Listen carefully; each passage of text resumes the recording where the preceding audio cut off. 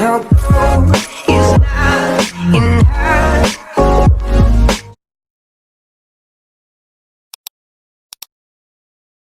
Hello, everybody. Here we have also Gitte.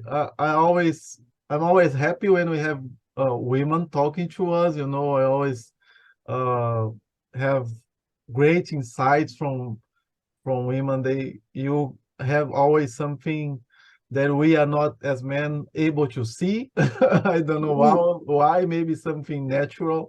You know, that skills that do a lot of things that together we don't have it at all, and we are so every time I have this opportunity. And also I'm a global leader for minorities in the company I work for, and so want to see more women, black people, Indians having success in their career. So it's an honor for us having you with Thank us you. in the channel.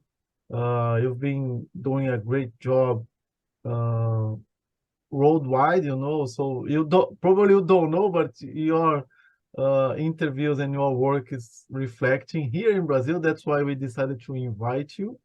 Wow. And Yeah, I didn't. yeah, so the interview for my I think it was for Nipping.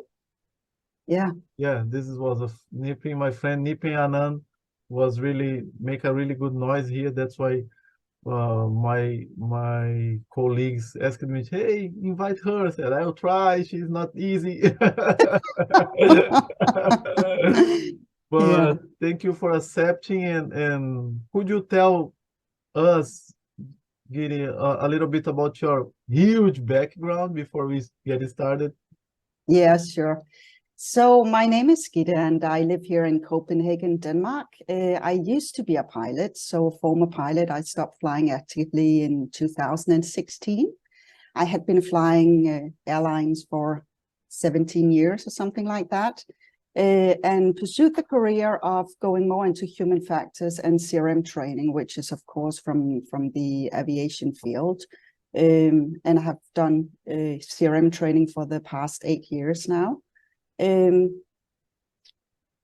came to a point where I think that the quality of the CRM training wasn't, you know, you would Google your way through when you made new lessons. And eventually I came to the point where I started asking questions when I did the teaching and said, is this the right way to do it?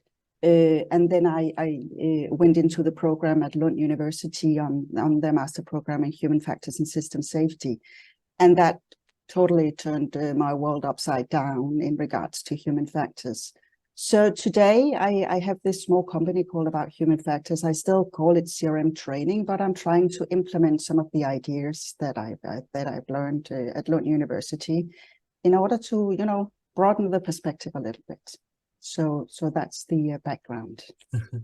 Yes, I'm really crazy about this aviation world. You know, most of the human factors authors, famous ones, at least they started uh, by this field. We have a lot of famous people talking about it. We mentioned Gitte, my friend Gitte, Sidney Dekker, and others, you as well. Yeah. Why do you think this happens? Maybe because of the coupling part of the aviation or the complex world. Why do you think that most of the theoretical stuff is coming from this specific field? And the best as well, the best papers are always popping up by aviation.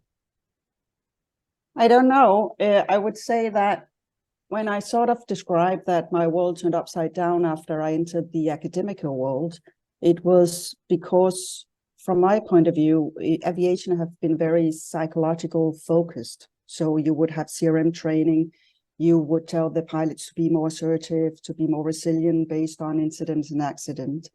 And it sort of didn't have the coupling to the academic world or the initial start of the human factors from the Second World War. It's like we pushed it away and we sort of focused on the psychological side of it. And that's where we sort of continued. And this is actually where one of the things that I see now is, and I think there is a change in aviation now, that people are starting to talk more about safety too, or new view and things like that. But when I started flying in the 1990s, it was solely focused on the psychological aspects. And still today, when I do the teaching or training, people are still have these very sound expectations of what CRM human factors is. So if I ask people what is human factors, they would say it's about communication, it's about the non-technical skills, it's about leadership and so on. And we sort of forget that sort of looking more into the system and actually saying that maybe there's more to it than that.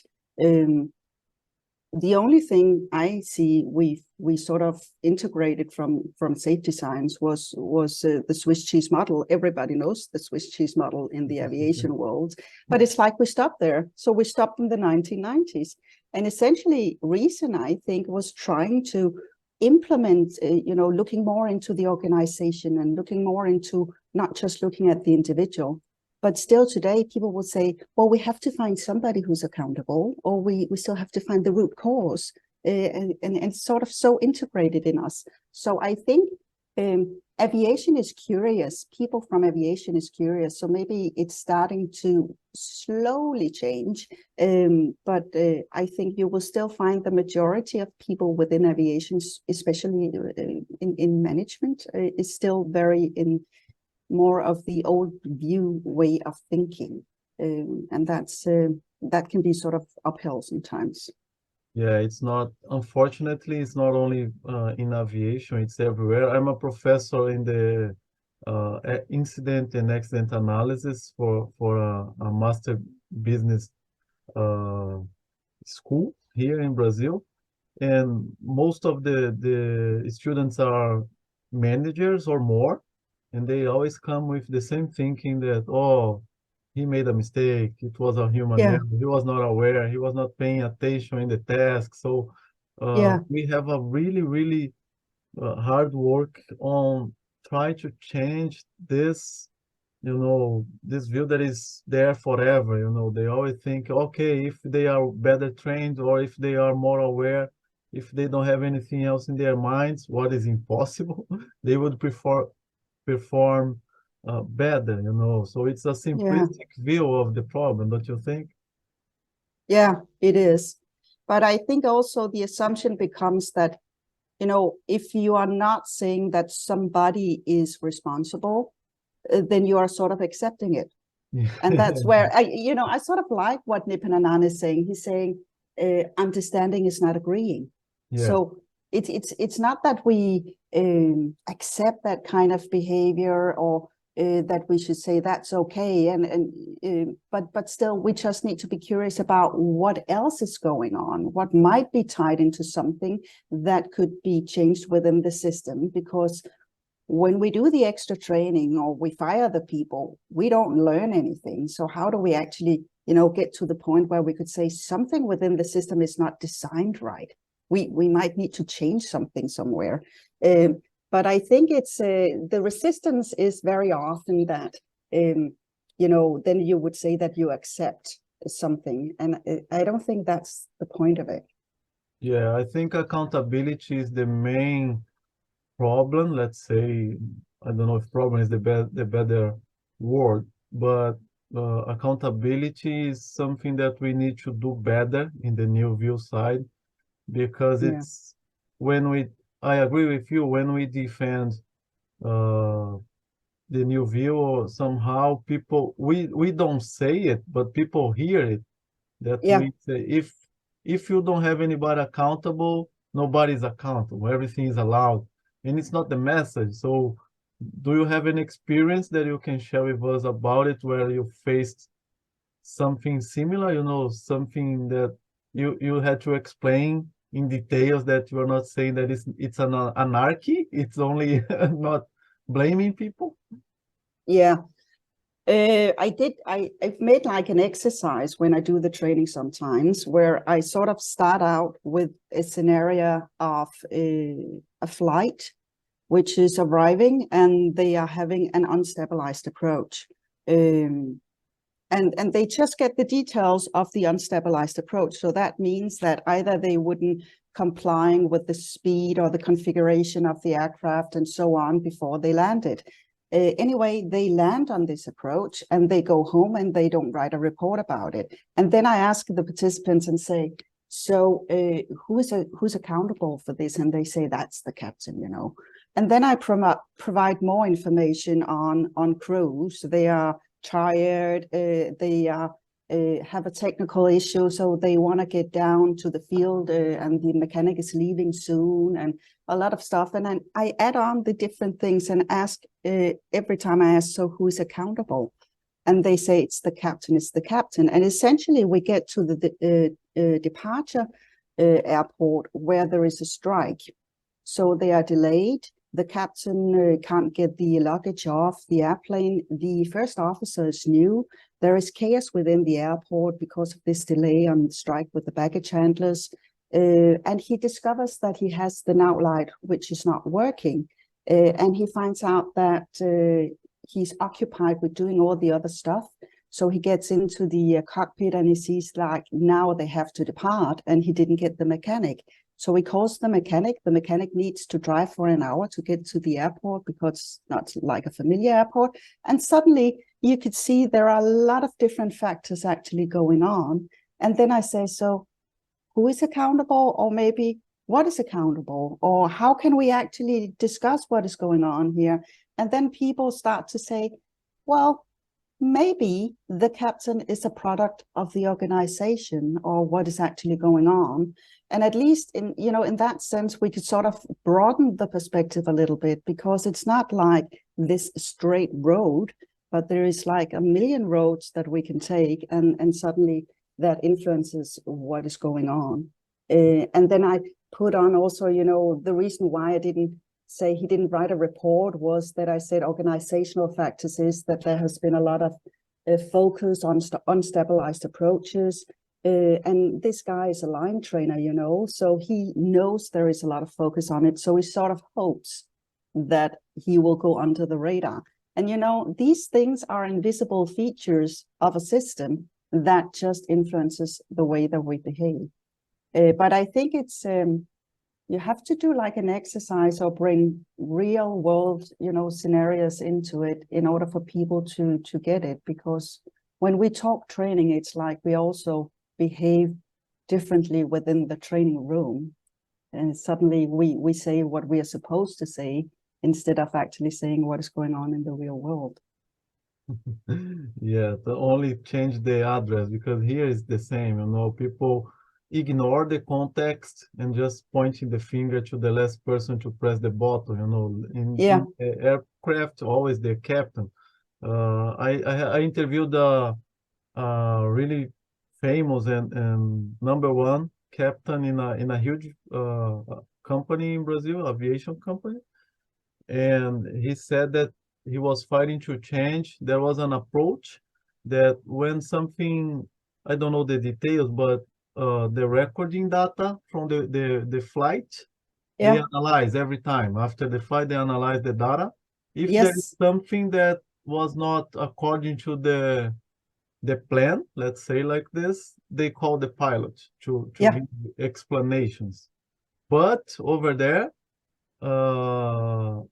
the captain was not paid until they clarify the, you know, the situation and everything. So they were using this to keep captains on the floor, not flying, to somehow save money, you know. Wow. And he was fighting to change it, and he changed it. And so they started to speed up the investigation process, because they were not in a hurry. They said, okay, we are not paying him, let's just wait. So I said, this is unbelievable, you know, because if you know that you're not gonna get paid, if something happens, what you're gonna do? You're gonna hide everything you can. So you're gonna put people in you know, in dangers because of organizational action that was not, you know, is not considering everything, the context. Can you imagine? Yeah. But we have, it wouldn't be like that in Scandinavia, but we still have this flight data monitoring, as they call it, that, they get the data in and they analyze the data. And then they will call the pilots. So some of the pilots are saying to me, they call it an FDM, flight data monitoring. So they are saying, all we do is FDM flying. So they are almost not scared, but, they wouldn't fly manual because it's easier to do this automated, because as soon as you fly manual, you have all sorts of things that is playing a role as well. And I think it's a huge problem that I've tried flying, domestically in Denmark, and having the safety department contact me afterwards and saying, so Gitte, we can see on the flight data monitoring that you were flying too fast or whatever it was during the approach. And I was just like, wow, really? And I was like, oh my God, I feel guilty about this. And then I looked into the flight and I found I was flying an ATR, which is a turboprop. It doesn't fly that fast. What they had actually done was that they had made a flight plan for a CRJ, which is a jet aircraft. So I didn't have a chance. And we were sitting in the cockpit and saying, oh, wow, we have to be on the ground in 5 minutes. Let's do a short approach into this northern part of Denmark. And, we were flying a bit too fast. But suddenly you can see it's not like we were intentionally trying to violate something. We were trying to meet the demands of something, and it comes out on an FDM as some data. It doesn't tell about the context. And I think that's, a huge problem, is that we don't get the full picture of what is actually going on, but people start to avoid flying manually, or, they would, like you say, hide things. Because if the consequences become so severe, we have our own little secrecy, right? We know how we do the job, but we don't tell anybody because we will be sanctioned or punished somehow. And this happens in every business. It's not only in aviation. No, people tend, it's a human defense, tends to protect themselves first, their jobs or their way of making money and grow the family. So if you have to make yourself safe before, the passengers or the operators or everything else you're gonna do, it's, natural, it's not a sequential thing. It doesn't mean that doing this, you are gonna crash the plane or melt down the reactor or something like this. But you increase the risk only because of a decision that was made not considering real life. So it's a huge problem in every business. Yeah, I think it is. My old dad just got into a retiree home here in Denmark. And as I walk past the halls there, they have these signs saying, hey, let's celebrate. We had 23 days without medication error. And they do that on every floor. And I was just like, and it's out of the best intention, isn't it? It's really that we have a issue here with the medication, so we need to do something to address it.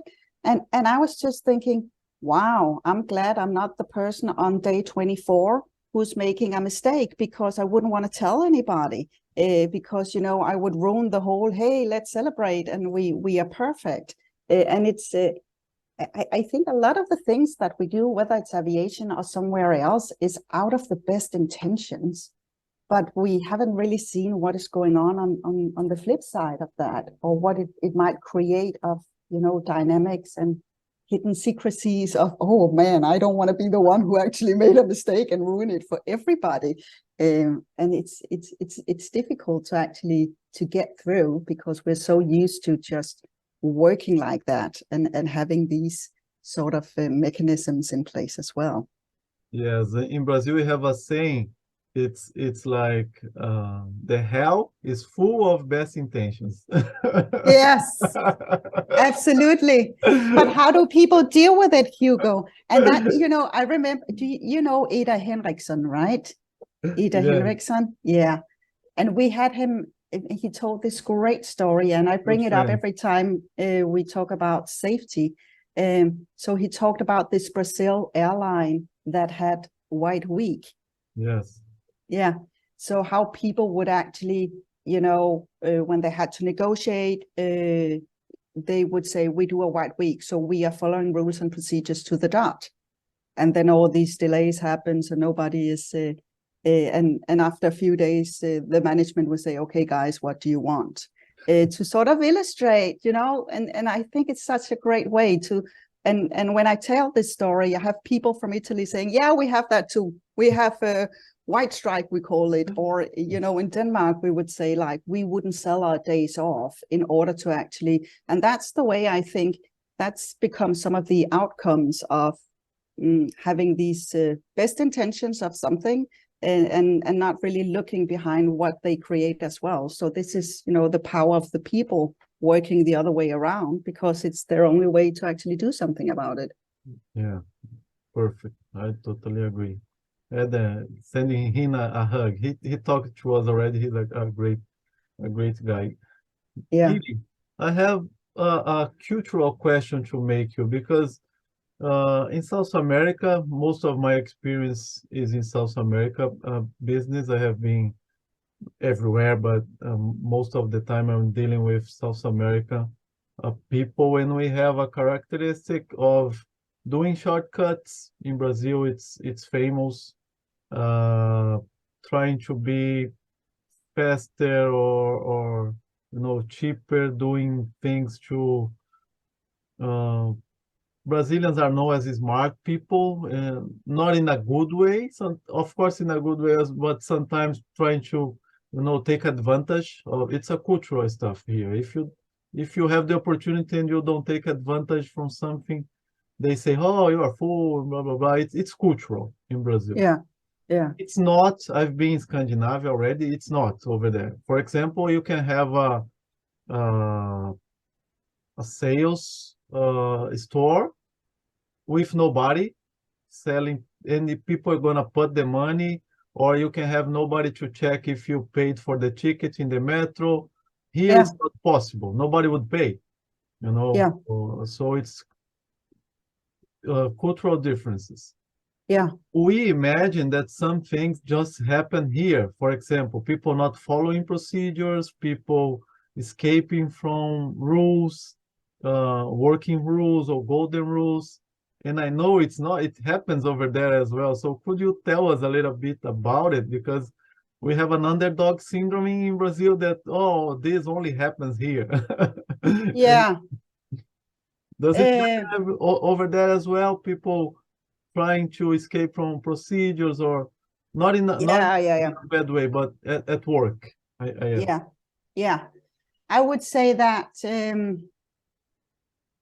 a lot of the things that you're addressing is, you know, the Scandinavian model is perhaps, you know, based on trust or mutual trust and respect, that you don't really want to cheat and do some things like that. But we do trade-offs and we do shortcuts all the time. And this is also something that you would see within the aviation context as well. So when I, for example, did the thesis I wrote, I was interviewing a group of pilots, and I can see it every time I do the CRM training that we know that, yeah, we can take this little shortcut here in order to, and we would still feel that we are doing it safely. And then you could start to discuss when, where is the line between something. But I think on the outside, and maybe that's what you see in the training when I say people behave differently when you have the training, is that, you know, they would say what's in the book. But when I did the thesis and I interviewed the pilots, they would say, we are doing shortcuts in order to meet on-time performance, for example. Because management told us that if we are more than 3 minutes delayed, then we would have a penalty of some sort. And then I interviewed the safety department, and from the safety department's perspective, they would say, we have a problem with the pilots because they are cutting corners. It's a cultural problem among the pilots, but they were actually just responding to something that was going on from safety department side or from management side. So I think you know, I don't think you will find anywhere in the world where people don't make shortcuts. When they get experience, they get familiar, and they sort of develop this experience, they will find their way to make these shortcuts.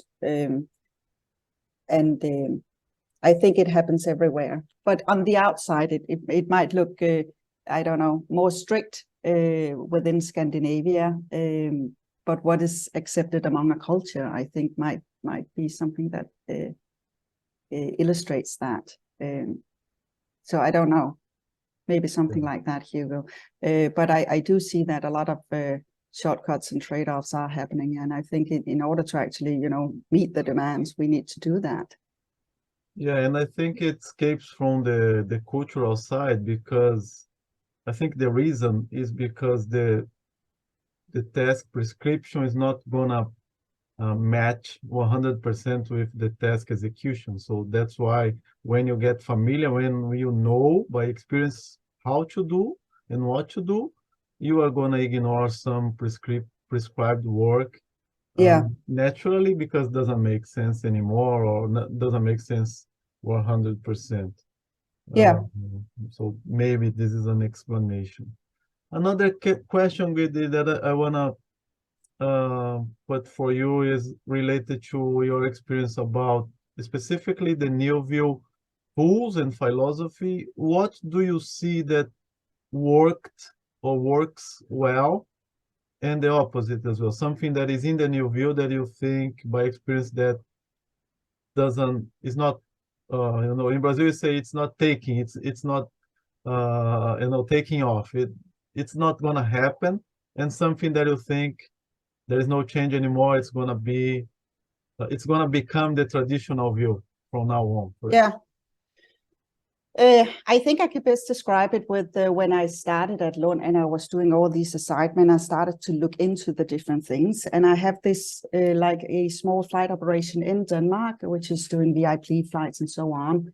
And I came to their CRM training and I was explaining all this and systems view and blah, blah. And these 8 pilots were looking at me and they said, Gitte, what the hell are you talking about? So, you know, I think it's very much sensing what are you getting into when you get into a room. And sometimes when we do the CRM trainer, especially over several days, you can sort of sense how open are people to the idea, because very often you would hear something that actually illustrates a new view, but they don't know it. So it's just like, I've been wondering this about human error. You know, I've been teaching that for 15 years, but is it really so? Somebody would say, for example, and that sort of illustrates that, you know, you are thinking beyond what is actually. So I think I try to adapt to the situation and see work as imagined, work as done is something people can always relate to. Everybody can see that. And in local rationality, using a lot of Decker's videos, and Johan Bergström I use a lot because he explains it so well. But there are also things where, for example, normalization of deviance from Diane Vaughn, which is something I really like. But suddenly it was interpreted as a situation of you wouldn't want to have normalization of deviance of the frontline personnel. And, you know, then I think, okay, this is not working, because if they see it as something that the people at the front line are deviating, well, then we forget again about the whole organization, that, you know, it's a force within the organization as a normalization of deviance. So I tend to, where I started off being more ambitious, I now see that, you know, I pick up on some concepts that I hope, and then I'm glad if I hear people say, well, isn't that like work as imagined, or isn't that, and then suddenly we might, you know, take a little step in the direction of changing the language a little bit of how we actually address things. And a lot of the things, that's why I'm like in an internship with Nipen Anand now to learn about SPOR and IQ as he's doing now. And it's because a lot of the stuff is very abstract, right? I don't know if you have the same experience. When you have to explain something, it can become too abstract.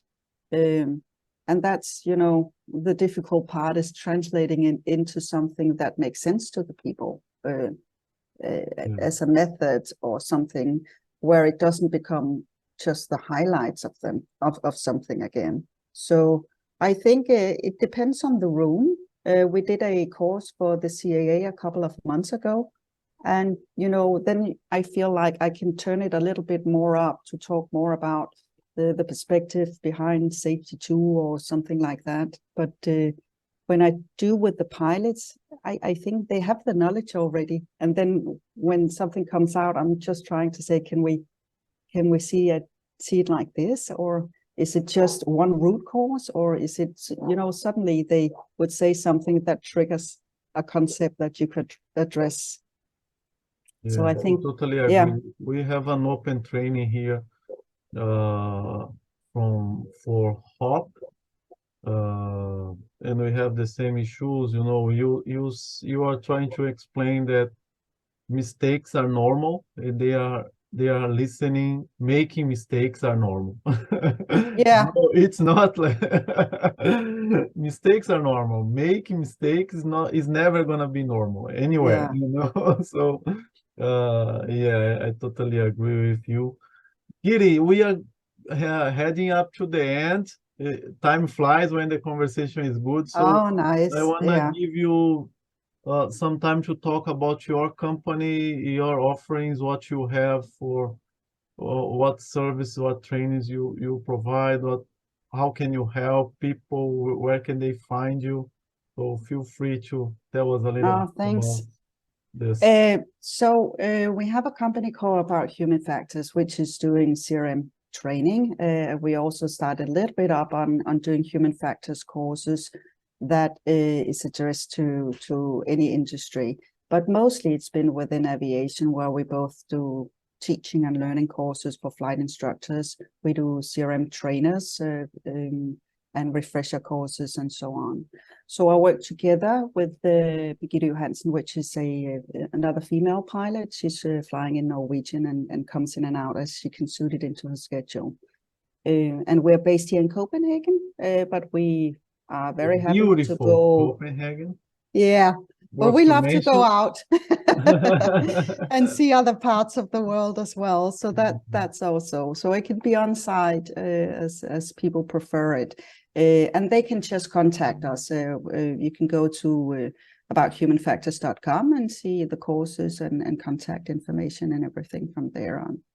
So trying to evolve all the time, because you learn so much from, you know, just talking to the people. That's really, yeah, that's the great thing about it. Wow. So thank you a lot for the conversation. You're gonna enjoy most of the pilots in Brazil. They are connected with me. They are always asking about, hey, bring us specific to us because we are following you, but we don't know anything about pipes and oil and gas. So, Yeah. Oh, that's nice. Well, you do such a great work, Hugo. I really enjoyed listening to some of the conversations you had. It's really, really nice. So, and I think it's you know, trying again to keep it to, yeah, everyday talk somehow instead of too abstract. It's really, really nice. I like to do this as a normal conversation, a conversation that we would have if we meet in the in the plane Yeah, or somewhere. So yeah. thank you so much. It's only Thank for you for inviting me. It's really nice. Thank you. we'll be in touch. Yes, we will. Take care, Hugo.